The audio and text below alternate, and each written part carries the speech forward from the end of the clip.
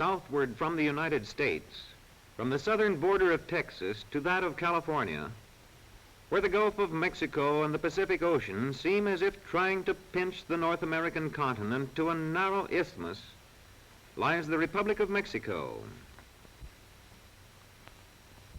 The central portion is a high plateau bordered by the Sierra Madre Mountains on the west and on the east. Along the east coast is a narrow fringe of tropical lowland. This part of Mexico is hot and humid, with sand and palms and occasionally dense tropical forests. Most of the villages are small thatched hut affairs near to citrus orchards, or pineapple or banana plantations, or lumbering activities. In this region there are few harbors, but at Vera Cruz, the harbor has been improved until it has become one of the chief gateways for imported products. Even more important are the exports of raw materials such as oil, hemp, and lumber.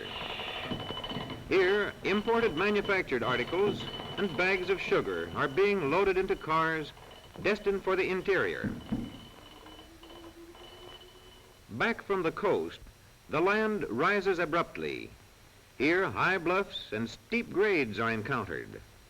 This region is rich in water power, largely undeveloped as yet. A few roads wind along mountain sides, but the steep grades have hampered railway construction. Here we find a wealth of mineral resources, as this large silver mine indicates. This is one of the largest silver mining operations in Mexico, and Mexico produces 1/3 of all the silver mined throughout the earth. Punctuating the mountain ranges that rise so abruptly are splendid volcanic peaks, such as lofty Orizaba, shown here. Inland from these ranges, along the hills and valleys of the fertile but semi-arid Central Plateau, dwell most of the Mexican people. The heart of the country is Mexico City. Part of it is almost as Spanish as it was 2 centuries ago. Here is its historic old Plaza of Santo Domingo, reminiscent of Spanish rule that started with Cortez' conquest. But many business streets of Mexico City have an obviously modern appearance, as this gasoline station indicates. Mexico City itself has many automobiles. This drugstore is the latest in style and stock. Modernity speaks from every line of this hotel and of this home, a far cry from the Mexican village Adobe house. On the other hand, here is a Mexico City marketplace where sale and barter go on, the exchange of products from native soil or imported from foreign lands.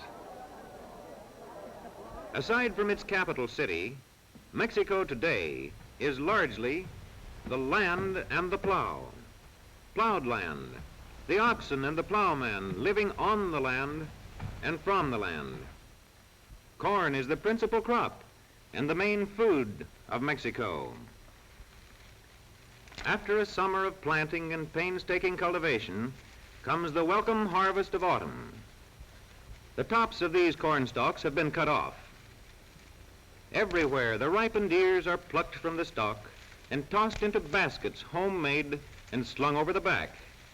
The matured ears are dumped into piles and later carried to the homes of the workers where they are shelled. The corn is stored in outdoor granaries built of corn stalk and adobe until it is needed by the housewife for grinding into meal.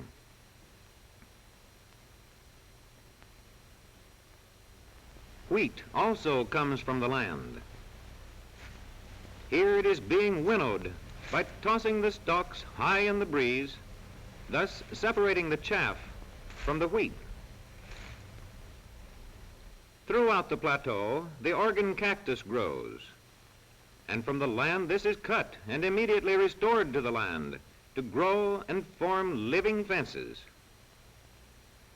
The Mexican truly lives on the land and from the land.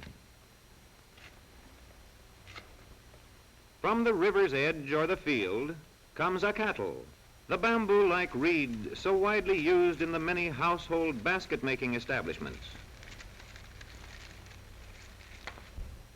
One of the most valued gifts of the land is the earth itself, the clay-like soil called adobe. From this, most of the houses of Mexico are built. Here, dry adobe clay is being spread out by one man, while another sprinkles straw upon it for reinforcement. Clay and straw are mixed thoroughly, with water added, into a stiff mortar. When this mixture reaches its proper consistency, it is tamped solidly down into a mold, having the size and shape of the desired brick. The fresh, moist slabs are placed in the sun to dry, and these are transported on the backs of donkeys to the site of the building being constructed. The large size of the adobe slab makes wall construction a fairly rapid process. In the sunny, dry climate of the Mexican plateau, an adobe house will last many years. The thick walls serve as insulation against extremes of heat and cold.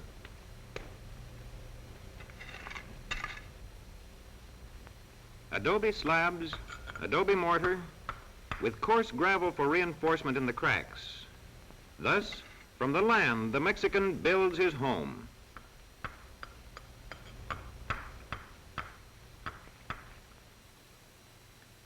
Periodically, the products of the land and of handcraft shops are made ready for taking to market, perhaps in the nearest village a few miles away, or possibly a community several days distant, far over hill and valley.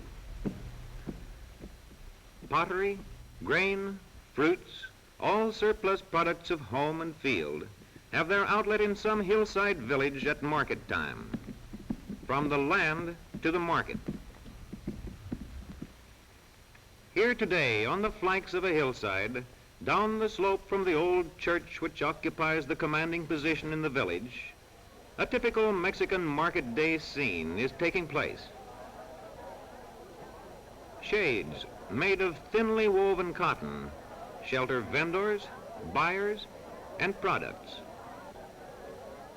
No Mexican market would be complete without its array of pottery made from the clay of the land and fashioned for a wide variety of uses. No Mexican housewife buys without first a careful inspection of the prospective purchase. Apples, perhaps from a distant hillside, tempt the palate of the market goers. A surplus of garden radishes and onions is offered in another stall. The formidable chili pepper is a staple article for seasoning, and corn for grinding into meal for tortilla or enchilada by village housewife.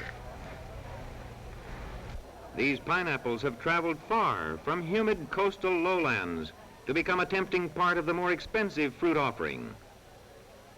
Potatoes, too, are somewhat in the nature of delicacies for the more unusual meal. So, careful weighing in crude beam balance. Exchange of products here may be either by outright sale or by the ancient way of barter. This swine raiser is offering gossip as well as pigs. Market day offers a chance for seeing others, for exchanging ideas, and for entertainment as well.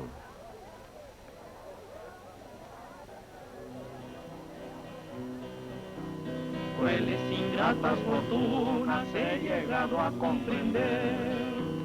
Crueles, ingratas fortunas he llegado a comprender.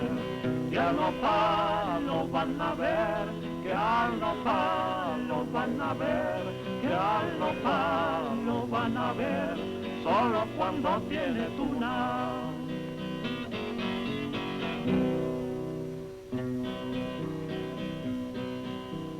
Yo canto para que me oigan, no porque mi voz sea buena. Yo canto para que me oigan, no porque mi voz sea buena. Canto para que oigan mis quejas. Thus, these market days in villages throughout the vast agricultural plateau of Mexico symbolize the activities of a people living on and living from the land.